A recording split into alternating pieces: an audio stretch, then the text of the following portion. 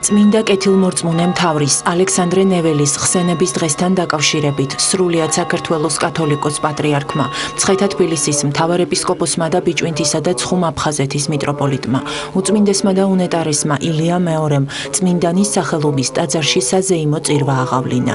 საქართველოს ეკლესიის საჭეთმყრობელს თანამსახურებდნენ წმინდა სინოდის წევრები. დღესვე თბილისში არსებული წმინდანის სახელობის ტაძრის 150 წლის იუბილე აღინიშნა. სადღესასწაულო საღვთო ლიტურგიის დასრულების შემდეგ კათოლიკოს პატრიარქმა შეკრებილი მრევლი დალოცა და ტაძრის მნიშვნელობაზე ისაუბრა. აქ უმოღვაწეა დიდ მამებს, დიდ მოღვაწეებს და მათი ლოცვით ღმერთს მოდაგლოცოთ თქვენ და სრულიად საქართველო. ყველას გილოცავთ ძმებო და დებო ამ წმინდა ტაძრის დაარსებიდან 150 წლის იუბილეს. აქ მოღვაწეობდნენ უდიდესი ბერები, მეუფე ზინობი, მამა ვიტალი, მამა ანდრონიკე და მრავალი სხვანი. იმ დროს რუსეთში მონასტრებსა და სასულიერო პირებს დევნიდნენ. სწორედ ამიტომ საქართველომ შეიფარა ისინი და აქ მშვიდად გრძნობდნენ თავს. მე მინდა ვთქვა, რომ ჩემი ბერა და აღკვეცა მოხდა ამ ტაძარში 1957 წელს უწმინდესისა და უნეტარესის სრულიად საქართველოს კათოლიკოს პატრიარქის მელქისედეკ მესამის ლოცვა კურთხევით. მე მეუფე ზინობმა აღმკვეცა ბერად სწორედ ამ ტაძარში და მიწოდა სახელი ილია. ეს იყო რთული პერიოდი. მაინც გრძელდებოდა სულიერებისა და რელიგიის დევნა, მაგრამ უფალი გვფარველობდა და გვფარველობს დღესაც სიმშვიდესა და კეთილდღეობაში. მე ვევედრები ღმერთს, რომ წმინდა ბერების ლოცვით დაამშვიდოს ჩვენი ცხოვრება და საქართველოსა და რუსეთს შორის ურთიერთობა. საქართველოს ეკლესიის საჭეთმყრობელმა დეკანოზი გიორგი ბურდეინი მიტრის ტარების უფლებით დააჯილდოვა. დღესვე კათოლიკოს პატრიარქმა მღვდელი ნიკოლოზ გივიშვილი ამილახვარი ოქროს ჯვრით დააჯილდოვა და დეკანოზის ხარისხში აიყვანა.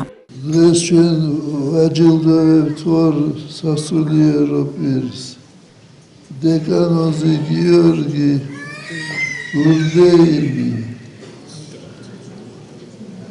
დაჯილდოებულია მიტრის ტარების უფლებით. აქსიოს. აქსიოს.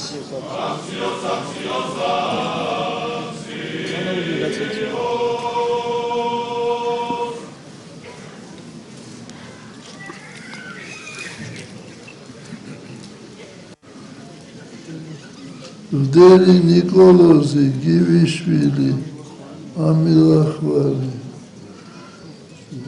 დაჯილდოებულია ოქროს ჯვრით და ახვადილია დეკანოზის ხარისხში.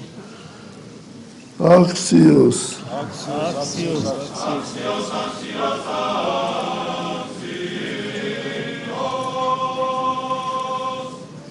აქსიოს.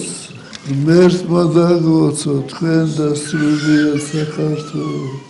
კეთილმორწმუნე მთავარი ალექსანდრე ნეველი ვლადიმირის დიდი მთავრის იაროსლავ მეორის ძე იყო. წმინდანი 1220 წელს დაიბადა. მან სიყმაწვილიდანვე შეითვისა ქრისტიანული მოძღვრება. 1236 წელს ალექსანდრე ნოვგოროდის მთავრად აირჩიეს. მან მცირერიცხოვანი ჯარით დაამარცხა შვედები მდინარე ნევის ნაპირზე. სწორედ ამიტომ ხალხმა მას ნეველი უწოდა.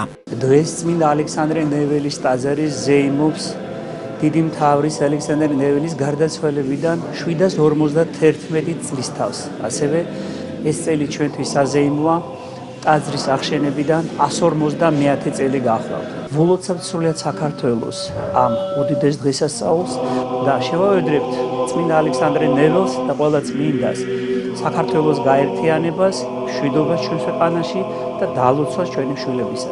ღმერთმა გაგახაროთ. დღეს არის წმინდა მთავრის ალექსანდრე ნეველის ხსენების დღე და ამის გარდა უდიდესი ქართველის გრიგოლ ფერაძის, წმინდა გრიგოლ ფერაძის ხსენების დღე.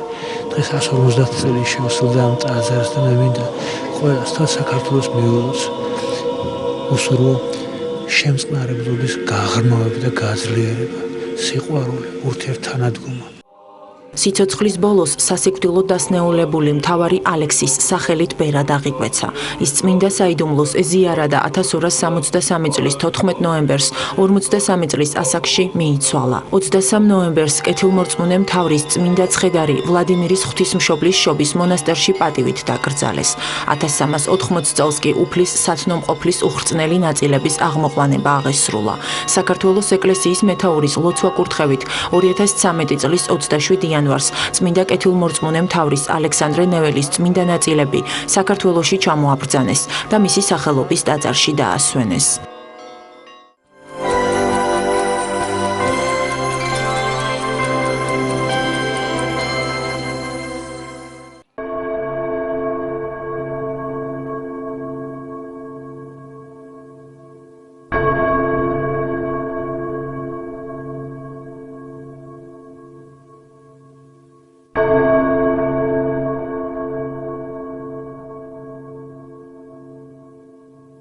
საქართველოს მართლმადიდებელი ეკლესია 6 დეკემბერს წმინდა მღვდელმოწამე გრიგოლ ფერაძის ხსენების დღეს აღნიშნავს. წმინდა გრიგოლი 1899 წელს სოფელ ბაკურციხეში მღვდლის რომანოს ფერაძის ოჯახში დაიბადა. დედა მარიამ სამადაშვილიც სასულიერო პირის ქალიშვილი იყო. დაწყებითი განათლება წმინდა გრიგოლმა ბაკურციხეში მიიღო. 1913 წელს მან თბილისის სასულიერო სასწავლებელი, შემდეგ კი სასულიერო სემინარი დაამთავრა. 1919 წელს კი თბილისის ახლად გახსნილ უნივერსიტეტში სიბრძნის მეტყველების ფაკულტეტზე განაგრძო სწავლა. პარალელურად კი სოფელ ხანდაკში მასწავლებლად მუშაობდა. წმინდა გრიგოლ ფერაძე თავის ორ ძმასთან ერთად აქტიურად იბრძოდა მე-11 არმიის წინააღმდეგ. ანექსიის შემდეგ ჯარიდან დაბრუნებულს პატიმრობა ემუქრებოდა, ამიტომაც უნივერსიტეტში დაახლოებულმა წმინდა გრიგოლის პედაგოგმა და მეგობარმა კორნელი კეკელიძემ მოარიდა გარემოს და სოფელ მანავში მასწავლებლად გააგზავნა. იქ გატარებული დროის შესახებ წმინდა გრიგოლი თავის დღიურებში ბევრს წერს. 1921 წელს ნიჭიერი ახალგაზრდა საკათალიკოსო საბჭომ უწმინდესმა და უნეტარესმა წმინდა მღვდელმთავარმა ამბროსი აღმსარებელმა კორნელი კეკელიძემ და ივანე ჯავახიშვილმა სრულფასოვანი თეოლოგიური განათლების მისაღებად გერმანიაში გააგზავნეს. ბერლინის უნივერსიტეტის თეოლოგიურ მეცნიერებათა კანდიდატის ხარისხის მიღების შემდეგ წმინდა გრიგოლი სწავლას ბონის უნივერსიტეტში რელიგიის ისტორიისა და აღმოსავლური ენების ფაკულტეტზე აგრძელებს. ამავე დროს იწყებს დამოუკიდებელ სამეცნიერო მუშაობას და გერმანულად თარგმნის წმინდა გიორგი მთაწმინდელის ცხოვრებას. წმინდა გრიგოლმა მრავალი ენა იცოდა და ძველ ხელნაწერებს ორიგინალში კითხულობდა. 1926 წელს მას ბონის უნივერსიტეტის ფილოსოფიის დოქტორის ხარისხი მიენიჭა. იგი იკვლევდა და აქვეყნებდა შრომებს ქართული ეკლესიის ისტორიასა და წმინდანთა ცხოვრებაზე. 1927 წელს წმინდა გრიგოლი ლონდონში მიემგზავრება და ბრიტანეთის მუზეუმსა და ოქსფორდის ბიბლიოთეკაში ქართულ ხელნაწერებს ეცნობა. ამ პერიოდში ის ფრანგულად თარგმნის წმინდა პეტრე მოციქულის ლიტურგიის ქართულ ვერსიას. 1929 წლიდან წმინდა გრიგოლი საცხოვრებლად საფრანგეთში გადადის. სამეცნიერო საქმიანობის გარდა წმინდა მღვდელმოწამე აქტიურადაა ჩაბმული სარწმუნოებრივ საზოგადოებრივ ცხოვრებაში. იგი ლოზანში გამართულ საერთაშორისო კონფერენციას ესწრება და სიტყვითაც გამოდის. წმინდა გრიგოლის სიცოცხლის ბოლომდე ამ ორგანიზაციის წევრად დარჩა.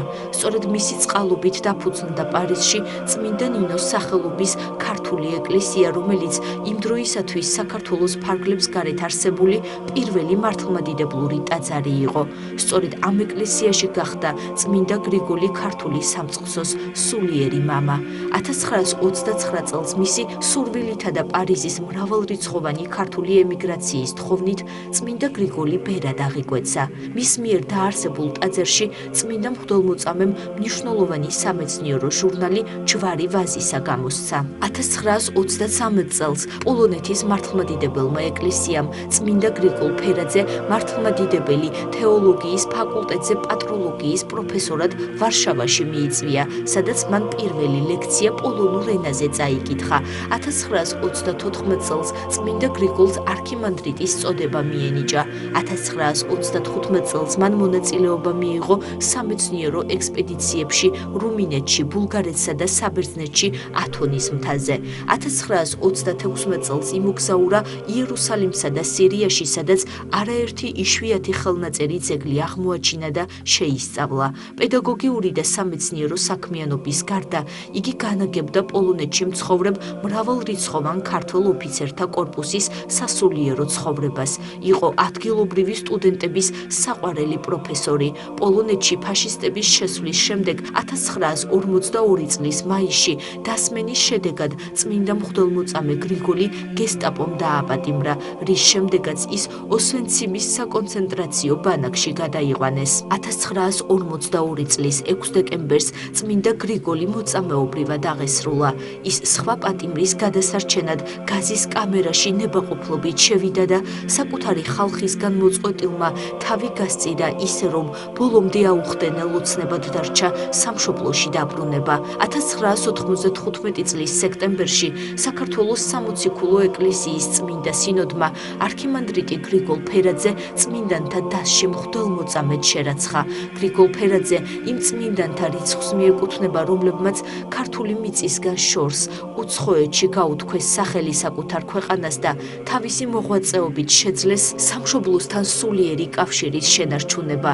თეოლოგი, ისტორიკოსი, ისტორიის მეცნიერებათა დოქტორი, პროფესორი გრიგოლ ფერაძე პირველ რიგში იყო მოძღვარი, რომელმაც ცხოვრების მიზნად ღვთისა და ერის სამსახური დაისახა და როგორც ჭეშმარიტმა მართლმადიდებელმა მოყვასისთვის გაწირა თავი.